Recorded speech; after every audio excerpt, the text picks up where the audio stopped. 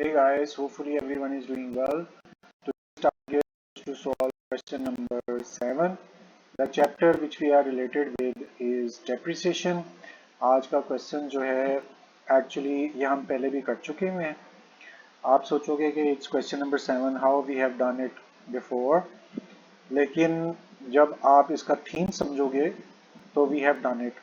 I think it was third और fourth question जिसमें you can see that we have purchase machinery और उसके बाद 2 साल के बाद एक नई मशीनरी खरीदी और उस पर कुछ पैसे खर्च किए इरेक्शन के. आज और पिछले क्वेश्चन में the difference is only the method. Here we are asked to create machinery account under reducing installment method. So reducing balance method or reducing installment method, it is one of the same thing. So we will follow second method, but nature and concept of question is old. So this was brief introduction. Our performer, you can see, is ready to start our questions. First, on 1st January 19, firm purchased machinery 1 lakh. On 1st July 21, that means there is a gap 21 and 2019, 2 years gap. So first 2 years would be as similar without any interruption, without any change. कोई तब्दीली तो करनी नहीं. तो 2019 से 21 तक हम पहले ये बना लेंगे. ये जो 21 वाली लाइन है we can ignore for the time period. Accounts are closed 31st December पहले ही जानते हैं. Assuming normal depreciation up to 10%. Rate पता चल गया. Reducing balance पता चल गया. So we can start our question. Very first thing, we have bought that machinery on 1st January. पहले डेट पुट कर देते हैं. 1st January 19 date. और चूंकि मशीनरी आप परचेज कर रहे हैं, यहाँ पर आपने जैसे देखा purchase machinery to cash. So debit machinery हो रही है तो डेबिट में आप अमाउंट पोस्ट कर दें. 1 lakh worth of machine to cash. So as a reference you will write to cash. अब चूंकि after 2 years on July 21 there will be a change. तो up till then we will be solving according to our procedure. हम जाएंगे दिसंबर 19 के अंदर और we will charge the depreciation as usual. और depreciation के लिए method of depreciation is reducing. तो जो इस वक्त करंट प्राइस है that is 1 lakh and then multiply by 10% आप डेप्रीसिएशन चार्ज कर देंगे. And what is 1 lakh current price of first year, then multiply 10%. It was described in the question. जी आपकी डेप्रीसिएशन निकल आई है. अब आपने सिंपली दोनों साइड का सम निकालना है as your first step. So we have calculated sum of debit side. Similarly, sum of credit side. Smaller side is credit. You will choose this side to calculate your balance. So by balance, and this would be carried down balance. And how you will calculate? You will choose larger sum and then you will subtract smaller sum which is 10. Balance भी calculate हो. First year complete हो गया. Since second year is also absolutely same because change will come in 2021 and here we have January 20. तो अभी change नहीं आएगी. Simple we will go. Very first step is to brought balance downward to balance BD, and secondly this closing balance of previous year is opening balance of next year. Then you charge depreciation और आप देख रहे होंगे everything is similar to our first year. अब यहाँ change आएगी because we are following diminishing balance method. तो इसमें जो 60 वाला बैलेंस आपको नजर आ रहा है आप उसको पिक करेंगे. Multiply by 10 divided by 100. I'm sure that you people have good memory of second method because we have already seen it yesterday. So by depreciation we have got 9,000. Now after this we are going to calculate total of both sides. Here you have seen total of both sides. Now you will choose the smaller side. Here we have got credit side as smaller. There you will calculate balance, and this would be carried down. How you will calculate? You will choose larger sum and will subtract smaller sum, which is 9,000. So we have got second year balance. Now please remember that in 2021, this is January 21, now there will be a change. थोड़ी सी change आनी है और आपको पता है कि 2021 में क्या हुआ है, एक और मशीनरी खरीद ली है 20,000 एंड 2,000 ऑन इट्स इरेक्शन, तो 22,000 की मशीन आपने खरीद ली. अब पहली बात यह है, you will brought balance downward and you know that balance of previous year would be opening balance of current year. इसको हम चूंकि दो मशीन्स है ना, आज फिर हम ऐसे ही करते हैं, दोनों का कलर डिफरेंट कर देते हैं और यहाँ पर पहले मैंने इसकी अमाउंट और ये बैलेंस. अब आपने ख्याल रखना है ये इसको अलहदा हमने कर दिया है और चलाएंगे भी बिल्कुल अलहदा. और इसी तरह से on July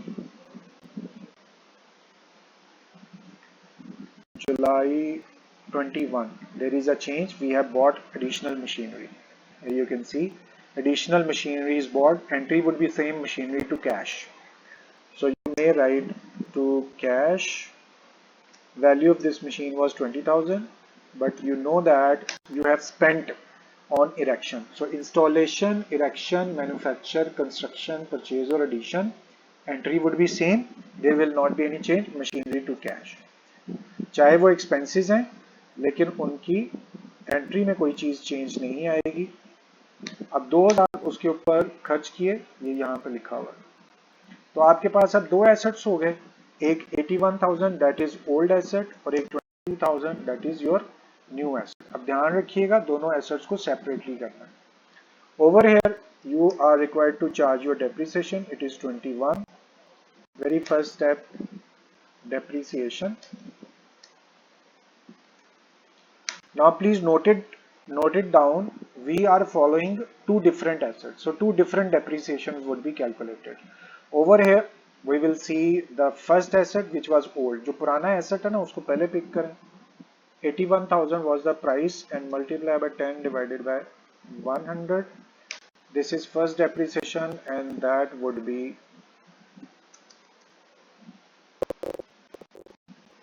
over here equal to 8100.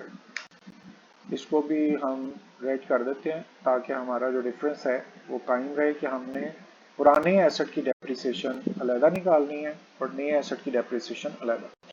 सो अब आप ये चेक करें, बैलेंस ओपनिंग 81,000 और उसकी 8100 डेप्रिसिएशन आ गई और एक लाइन के डिफरेंस से I am going to calculate the balance.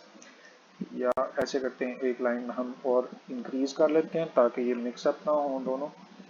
आज का एक्चुअल पर्पस यही है कि आपने ये सीखना है कि डिमिनिशिंग के थ्रू चलते हुए आपने दो एसेट्स को कैसे हैंडल करना है. यहाँ पे दूसरे की डेप्रिसिएशन कैलकुलेट हो जाएगी और बैलेंस हम कैलकुलेट कर लेते हैं यहाँ पर बाय बैलेंस ब्रॉट डाउन. नीचे हम कैलकुलेट करेंगे और दोनों को मैं आपको बताऊंगा कि अलग अलग आपने इसको कैसे कैलकुलेट करना है. आप फर्क समझना है सिर्फ ये है. Why my keyboard is not working well? Okay, यहाँ पर एक लाइन मैंने और इंक्रीज कर दी है. अब गौर से देखिए, old asset value was 81,000, old asset depreciation was 8100. So over here आपने क्या किया, 81,000 माइनस 8100 किया और उसकी वैल्यू अब हम यहाँ लिख देंगे. 81,000 क्या चीज थी, that was value of asset और उसमें से 8100 हमने डेप्रिसिएशन लेस की तो आपके पास 72,900 आ गया. इस जगह पर आप लिख दें 72,900 समझने के लिए. अच्छा, आप ये सारी चीज को ना मिक्स भी कर सकते हैं, यानी दोनों एसेट्स को। मैंने जैसे इसको रेड किया, मैंने अलहदा रखा हुआ है। आप पहले ना इसको पूरी तरह से समझ लें, उसके बाद आप खुद डिसाइड कीजिएगा कि इसको इकट्ठा करना है या अलग अलग। Now we have second asset which is written in black. Date please note it down, it is July. Value of asset is 2200. Over here I will charge depreciation of new asset. Value of new asset 22,000, multiply by 10 divided by 100, and then again multiply by months. July 21 to December 21, how many months? पहले ये check करते हैं जुलाई की date क्या है। On 1 जुलाई, तो ये 1 जुलाई यानी July would be included. July, August, September, October, November, December. So what we have got is 6 months. So 6 divided by 12 इसके साथ करेंगे और फिर हम इसकी डेप्रिसिएशन कैलकुलेट कर लेंगे, दैट वुड बी 1100। जब ये सॉल्व करेंगे मल्टीप्लाई बाय 6/12 तो 1100 डेप्रिसिएशन आ गई। इसको आपने सेपरेट रखना है, इसको अलग कर देते हैं and we are going to change it in normal color. Okay guys, अब यहाँ पर आपको समझ आ रही है कि दो एसेट थे ना, एक रेड वाला अलहदा चल रहा है और अब ब्लैक वाले का बैलेंस हमने कैलकुलेट करना है। यहाँ पर value of asset was 22,000 and 1100 of its depreciation. इसको भी कैलकुलेट कर लेते हैं। आपने 22,000 नए एसेट की वैल्यू थी और इसमें 1100 उसकी डेप्रिसिएशन थी, तो 20,900 आप यहाँ पे मेंशन कर दें। अब इस पूरे सिनेरियो को विजुअल्स के साथ आपने गौर से देखना है। सिर्फ इसके विजुअल्स ही आपको क्लियर कर रहे हैं कि दो एसेट अलग-अलग मेंशन हो रहे हैं। रेड में बैलेंस, डेप्रिसिएशन और क्लोजिंग बैलेंस, और ब्लैक में ओपनिंग बैलेंस, डेप्रिसिएशन और उसका बैलेंस। अब फाइनली आपने बाय डेप्रिसिएशन निकालनी है, तो वहां आप दोनों को इकट्ठा करके भी लिख सकते हैं। Old depreciation was 8100 and depreciation of new asset was 1100, so we have got total depreciation. In similar way, balance of old asset was 72,900 and balance of new asset 20,900। तो आपके पास वैल्यूज फाइनली आ गए। सर इसके बाद इसको check जरूर कीजिएगा कि whether total of both sides are equal। over here यहाँ पर सम दोबारा लगाने की जरूरत है। So we have got sum. तो आपने देखा दोनों साइड का टोटल भी बराबर है। मैं आपसे सिर्फ ये रिक्वेस्ट कर रहा हूँ कि जब दो एसेट आएंगे दोनों को आपने अलग अलग रखना है। आपका पुराना एसेट उसकी काउंटिंग अलग चल रही है। आपने देखा इसकी डेप्रिसिएशन पे 6 मंथ्स था, उसकी डेप्रिसिएशन पे 6 मंथ्स नहीं आ रहे, तो ये इकट्ठे करने से आपको कंफ्यूजन होगी। तो आप सिंपल ये करें कि पुराना एसेट अलहदा चला के उसकी अलहदा डेप्रिसिएशन, नया एसेट अलहदा चला के उसकी अलहदा डेप्रिसिएशन, और फिर फाइनली आप उनको बाहर लेते हैं। नहीं जी, हमें कब तक करना है पढ़ लेते हैं। For 4 years, how many years we have already done, that is 3। तो अब आप चलेंगे जनवरी 22 लास्ट ईयर में। पहले एज इट इज आप बैलेंस ब्रॉट डाउन कर लें। अब बैलेंस आपके दो ब्रॉट डाउन हो रहे हैं। एक बैलेंस आपके पास 72,900 का है, उसको लिख लें, और एक बैलेंस आपके पास 20,900 का है, उसको भी आप लिख लें। अब आपको थोड़ी देर में पता चलेगा कि ये बैलेंस यहाँ पर अलग-अलग लिखने की क्या जरूरत थी, और रीजन मैंने आपको पहले ही बता दिया कि आपके लिए ये मुश्किल हो जाएगा डेप्रिसिएशन अडॉप्ट करना और लगाना अगर आपने इनको अलग-अलग ना लिखा तो। ले जी, हमने थोड़ी लाइन और इंक्रीज कर ली है। मेरा ख्याल है एक और लाइन इंक्रीज कर दें ताकि जैसे ऊपर हमारे पास लाइंस थी 1 2 3 4 5 6 और इस वक्त है 2 4। एक और कर लेते हैं एहतियातन ताकि अगर जरूरत पड़े तो हम उनको अपने बैलेंसेस को अप्रोप्रिएट तरीके से लिख पाए। करना बिल्कुल वही है दोबारा से, मगर ये आपको बात समझ आएगी कि डेप्रिसिएशन यहाँ और यहाँ हम अलग-अलग क्यों कर रहे हैं। लेकिन जी पहली डेप्रिसिएशन हम लगाने लगे। पहले हम चलते हैं दिसंबर, डेट डाल देते हैं, दैट इज 22 नाउ। पहले उसी तरह से बाय डेप्रिसिएशन, फर्स्ट डेप्रिसिएशन निकालनी है। अब गौर कीजिएगा, इस वक्त करंट बैलेंस जो ओल्ड का है 72,900 का है। अब आप सिर्फ ये मुझे बताएं कि अगर आप ये वाला स्टेप ना करें और इनको मिक्स कर दें तो आपको कैसे पता चलेगा कि कौन से एसेट की डेप्रिसिएशन कितनी है, क्योंकि ये तो डिमिनिशिंग बैलेंस मेथड है। आपको ये वाली वैल्यू चाहिए, इसीलिए आपने इनको अलग अलग किया हुआ था। बहरहाल ओल्ड एसेट की डेप्रिसिएशन लगाते हैं 72,900 and then multiply by 10 divided by 100 कर दें। ये पुराने एसेट की डेप्रिसिएशन हो गई और नए एसेट की depreciation 20,900 multiply by 10 divided by 100। दोनों एसेट्स की डेप्रिसिएशन हो गई। पहले तो हम करते हैं पुराने एसेट को हम रेड करना है, तो इसको हम नए एसेट को ब्लैक रखना है ताकि आपको डिफरेंस समझ में आता रहे। इसको पिक कर लेते हैं। अब हमने क्या किया, दोनों एसेट्स को डिफरेंट रखा हुआ है। नेक्स्ट ये है कि जो हमारे पास पुराना एसेट है उसकी कॉन्फ़िगरेशन हम अलहदा कर लेते हैं so that it can't be mixed up. लें जी, अब हमारा काम और थोड़ा सा आसान हो गया है जिसमें हमने दोनों एसेट्स को अलहदा अलहदा कर लिया।